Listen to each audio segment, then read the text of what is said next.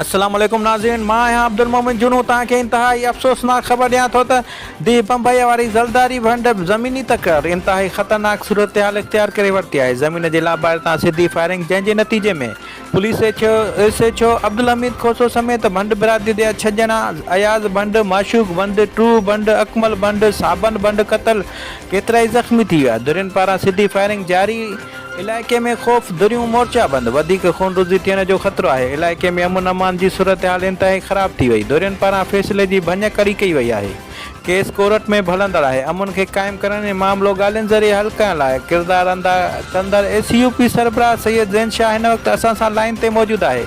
जी साईं, तव्हांजी कोशिश सां माहौल अमन तरफ़ वियो, धुरियूं फ़ैसिले ते राज़ी थी वियूं। हीउ अचानक छा थियो? कहिड़ी धुर तव्हां समझोता तगराई करे फ़ैसिले जी भञकड़ी कई आहे?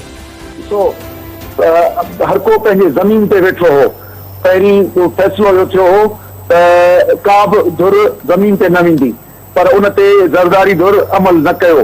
पहिरें ॾींहं खां वठी पहिरीं चयो त मुख़्तियार कार संभालींदो जेसि ताईं फ़ैसिले जी फतवा नथी अचे, पर पहिरें ॾींहं खां वठी उते पहिरीं 5-10 माण्हू, पोइ 100 जी तइदाद वठी उते वेठा आहिनि ऐं उते कब्ज़ो करे वेठा आहिनि। उन करे पहिरें ॾींहं खां हुननि फ़ैसिले ते जेको अमीन जो आहे उहो मञी कोन्हे।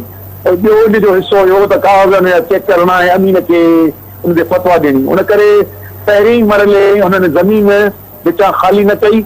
आस पास जी ज़मीनुनि ते जेके हुननि जे काश्त कनि पिया ॿिया माण्हू जिन ते हिन जो कब्ज़ो न आहे, उहो बर्दाश्त नथा कनि। उन मां इहो नज़र थो अचे त शायदि उन्हनि ज़मीनुनि ते बि कब्ज़ो करण जो इरादो रखनि था। उन करे हुननि खे फायरिंग करे हुननि खे शहीद कयो वियो। हिन वक़्त ते जिन फायरिंग कई आहे उहे ज़िमेदार आहिनि, पर पुलिस पंहिंजी अणधुरी हुन किरदारु अदा न कयो आहे, यकधुरी कयो आहे। फायरिंग कंदड़नि खे रोके न सघी आहे।